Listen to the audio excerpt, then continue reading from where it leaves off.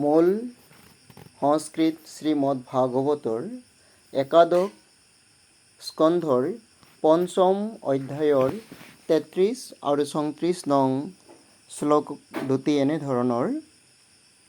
থেয়ং সদা পৰিভৱগ্ন মভীষ্টদহং তীৰ্থস্পদং শিৱবিৰিঞ্চিনোতং শৰণ্যম ভৃতার্থিহং প্রণতপাল ভবাব্ধিপতং বন্দে মহাপুরুষতে শরণারবিন্দম ত্যক্তা সুদুস্থ যশোরেপ্সিত রাজ্যলক্ষ্মীং ধর্মিষ্ঠ আর্যবশসা যদ্গাদরণ্যম মায়া মৃগং দ্বৈতঈপ্সিত মনবধাবৎ বন্দে মহাপুরুষতে শরণারবিন্দম।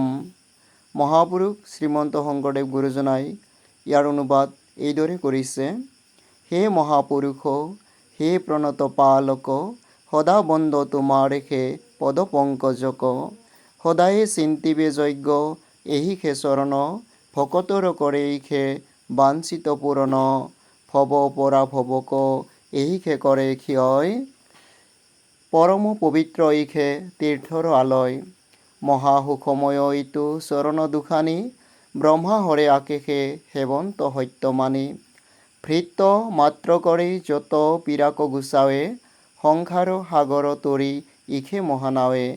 হে কৃষ্ণ বন্দ হেৰা চৰণ তোমাৰ, শ্ৰীৰামচন্দ্ৰ ৰূপ ধৰি অৱতাৰ, পিতৃৰ আদেশে চাৰি ৰাজ্য অভিলাষ, পত্নী সীতা সহিতে কপিলা বনবাস, আনৰ দুষ্ট যজিত দেৱৰ বাঞ্ছনি, হেন ৰাজ্য লক্ষ্মীক তেজিলা ৰঘুমণি, সুবৰ্ণৰ মৃগ দেখি ভাৰ্যাৰ বচনে, গৈলা মায়া হৰিণক খেদি নাৰায়ণে, হেনকে ভকত প্ৰিয় প্ৰভু পূৰ্ণ কাম, তোমাৰ চৰণে সদা থাকো প্ৰণাম।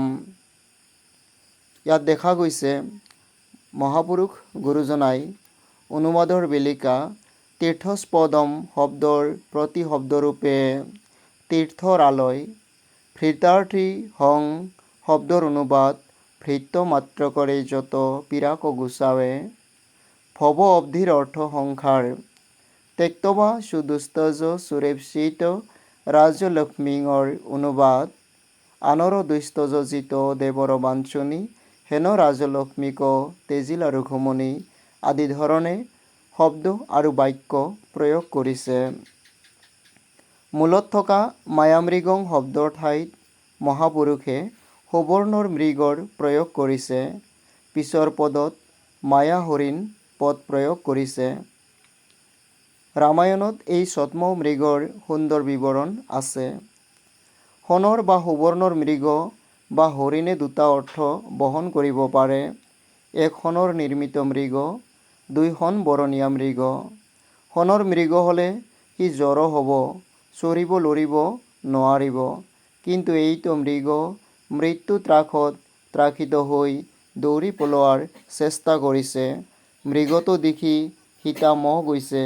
পত্নীৰ অনুৰোধ ৰক্ষা কৰিবৰ কাৰণে ভগৱানৰ অৱতাৰ শ্ৰীৰামচন্দ্ৰই পশ্চাৎধাৱন কৰিছে। ইয়াৰ ৰহস্য কি? ৰামায়ণ উল্লেখমতে ৰাৱণৰ মৰমৰ মাতুল মাৰিছে। ৰাৱণৰ ভয়ত হৰিণ ৰূপ লৈ নিজে অৱশ্যম্ভাৱী মৃত্যুৰ মুখলৈ আগবাঢ়ি গৈছে। উদ্দেশ্য মহান। ৰাৱণৰ আদেশ অমান্য বা লংঘন কৰিলে ৰাৱণ মাতুলঘাতী হ'ব যদিও মাৰিচৰ গতি নহ'ব। গতিকে ৰাৱণৰ হাতত মৃত্যু বৰণ নকৰি ৰামৰ হাতত মৰি গতি পোৱাৰ বাঞ্ছা কৰিলে আৰু ৰামে মাৰিচৰ মনোবাঞ্ছা পূৰ্ণ কৰিলে। গতিকে মৃগটো প্ৰকৃততে যে স্বৰ্ণমৃগ নাছিল, সি বাস্তৱ সত্য। ছদ্মবেশী হেতু মায়ামৃগ বোলা হৈছে। এইখিনিতে ৰামে ঐশ্বৰিক শক্তি গোপত কৰি মানৱ ৰূপে ক্ৰীড়া কৰিছে। মানৱৰ আচৰণ সীতায়ো কৰিছে। সীতা আচলতে লক্ষ্মী দেৱী। সংসাৰী মানুহে জাগতিক বস্তুবোৰৰ পাছে পাছে দৌৰি হাবাথুৰি খাই ফুৰে। এইবোৰেই মায়ামৃগ। সংসাৰৰ জাগতিক কামনা বাসনাৰ পাছত দৌৰিবলৈ বিশেষকৈ প্ৰৰোচিত কৰে পত্নীগৰাকীয়ে। সংসাৰখন বা জাগতিক বস্তুবোৰ দেখাত যিমান সুন্দৰ আৰু আনন্দদায়ক হ'লেও ই বৰ বিপদজনক আৰু দুখদায়ক। সেয়েহে সীতা আৰু ৰাম লক্ষ্মণৰ পৰৱৰ্তী জীৱন বিপদসংকুল আৰু ব্যথা ভৰা হ'ল। ই আমাৰ কাৰণে শিক্ষাপ্ৰদ কাহিনী। সংসাৰৰূপী অৰণ্যত কামনা বাসনা ৰূপ পুত্ৰ পৰিবাৰ ইষ্ট মিত্ৰ ৰূপ ৰস গন্ধ স্পৰ্শ শব্দ ধন দৌলত মান মৰ্যাদা পদবীৰূপী মৃগৰ পাছে পাছে দৌৰি ফুৰোতে মানুহৰ দুৰৱস্থাৰ সীমা নোহোৱা হয়। মহাপুৰুষৰ ভাষাত জীৱই খেদ কৰে হে হৰি সাৰসৈন্য মৃগ তৃষ্ণাৰ নৱ জলে শ্ৰান্ত হৈয়া মহামোহ পাওঁ স্নান পান আচমন কৰহো ৰমন তাত কতহো অপং তল যাওঁ। মায়াৰ সৃজিত বস্তুবোৰৰ অনুসন্ধান কৰাই মায়া মৃগ বিচৰা বদ্ধ জীৱই সকলো সময়তে দেহাত্ম বুদ্ধিজাত বাসনা পূৰণ তথা ইন্দ্ৰিয় উপভোগৰ আকুল চেষ্টাত জীৱনৰ অন্তিম সময়লৈকে লাগি থাকে।